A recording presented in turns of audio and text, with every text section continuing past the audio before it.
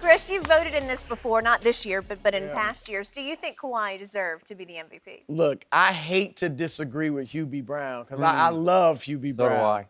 But to me, it was a no-brainer. Now, was Kawhi the MVP of Game 6? No. But the MVP of the series, he led the Raptors in points, rebounding, and steals. He clearly was their best player. He went to the free throw line almost 11 times a game and shot more than 90% from the line. Like, he is the engine that got this team going. Even in his quote-unquote bad games, he was well over 20 points. 22 and 23 were his bad games. In the Oracle, in games 3 and 4, which really kind of ended the series, he averaged 33 points and shot like 51% from the floor. So, to me, it's simple. And let's look at the other guys. Pascal Siakam certainly, was really good last night, but disappeared in Game 5, didn't even play the last 9 minutes, and had 2 12-point games. If we look at Kyle Lowry, who was sensational last night, especially early on, he scored 7 points in Game 1, 10 points in Game 4, 13 points in another game. So he didn't... Game 2, okay. And then Serge and Fred VanVleet, neither of them averaged double figures in the series. So how in the world could one of those guys be the finals MVP? Again, Kawhi wasn't MVP of yesterday's game, but for the whole series, I don't think anybody else could have won it. No one else could have won it. And that's why I don't have a problem disagreeing with Hubie. I like Hubie too, but he dead wrong with this one. And so are you, Skip Bayless. How are you going to lead your team in points, rebounds, second in the assists? He's the de facto the best player on your team, the best defensive player on your team. He led the entire series in the 2019 NBA Finals. Kawhi Leonard led all players, whether you played with the Raptors or the Warriors, in fourth quarter scoring.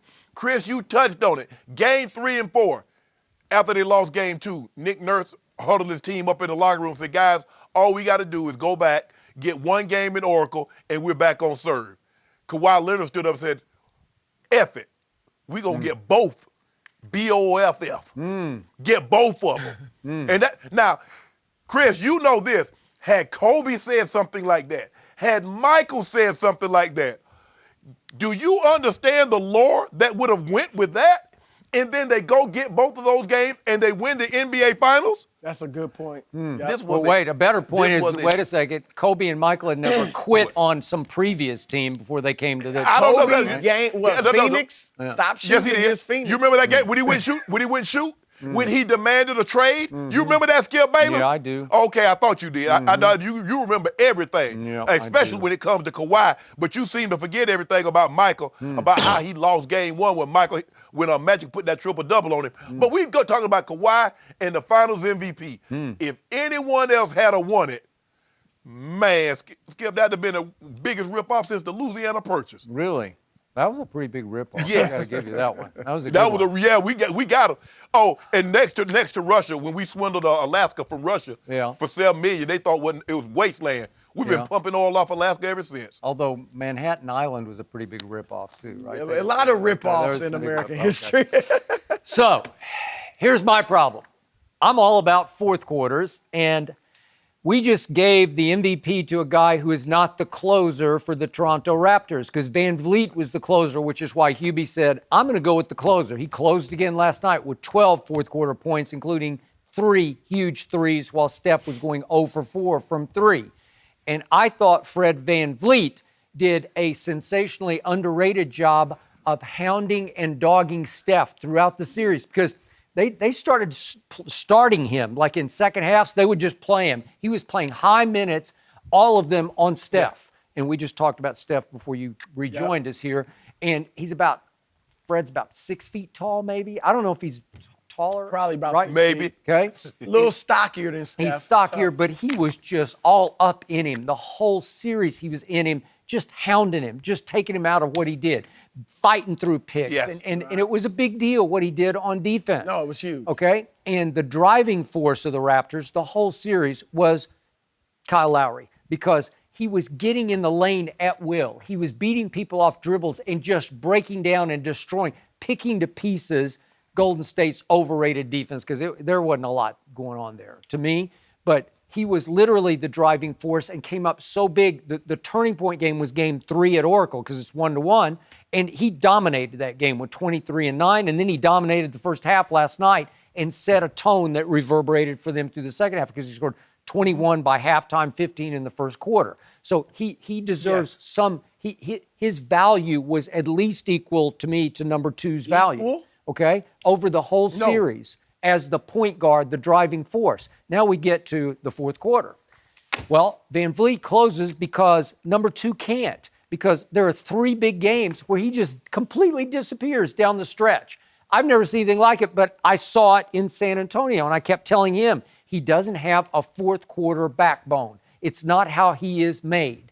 And again, he had the one flurry in game 5. That was at the end of the game. It wasn't the last 3 minutes, but it was minutes 5 through 3. That was huge. And then you're up 6 points, and there's 3:28 left in the game. And what happened?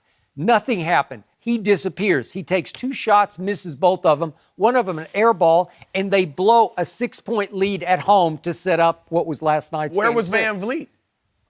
Closing in that game. Okay, all right. He didn't. Okay, all right, he didn't. But I think they all turned to him because he'd just gone Jordan-esque and said, "You take us home," and he couldn't, and he didn't. See, I would say. So you think it should have been Van Vliet? Yeah, I'll go with Hubie. Yeah. Van Vliet. When you say he's their closer, I don't think they. I think Kawhi's still their closer. Like if they have to go to somebody, they're going to Kawhi, as evidenced by the only Game 7 buzzer beater in NBA history. Against Philadelphia. It was the luckiest shot. It went, but they went to him. So he's the closer. Okay, they went to him because he didn't. There was no other place to go on that play. He made that play on his own because he had to dribble by 2 guys. Right, but they put the ball in his hand. Said, "Chris, go ahead, Shannon."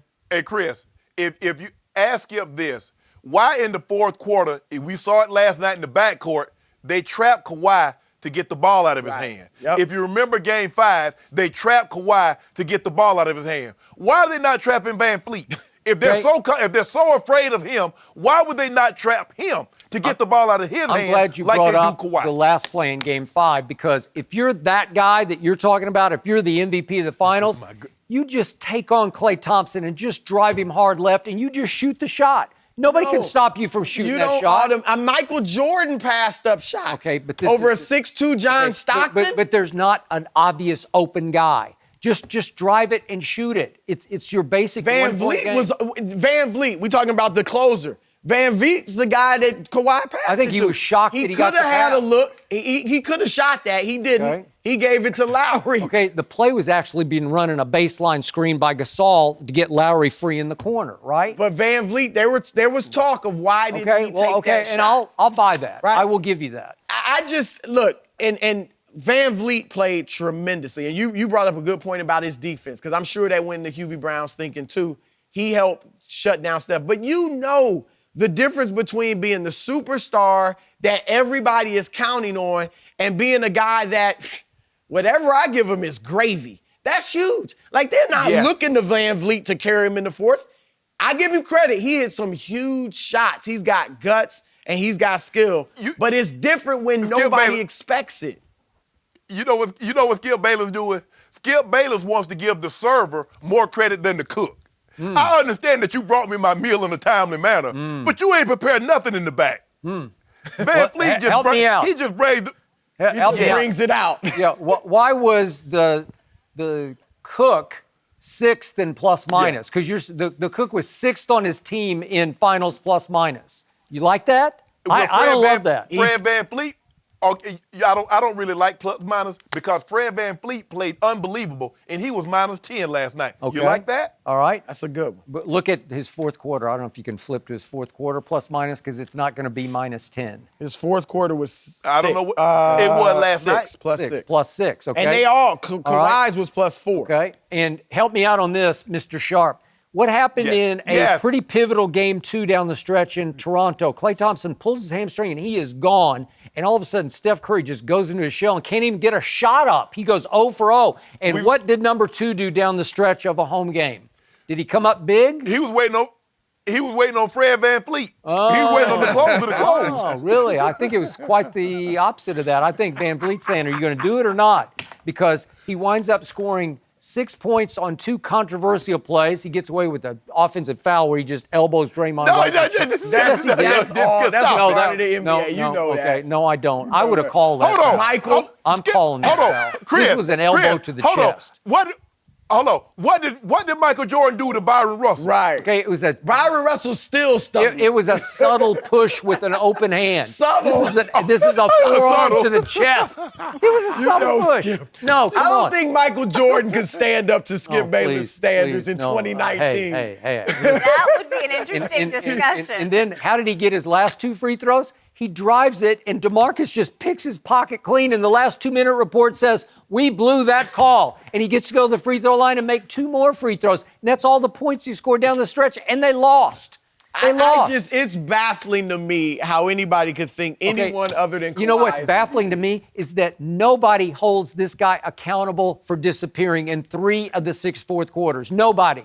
I do. Even if that were true, and I don't think that's true, but even if he just carried them for 3.5 quarters and someone else closed, that still is huge. I mean, somebody's got to do that.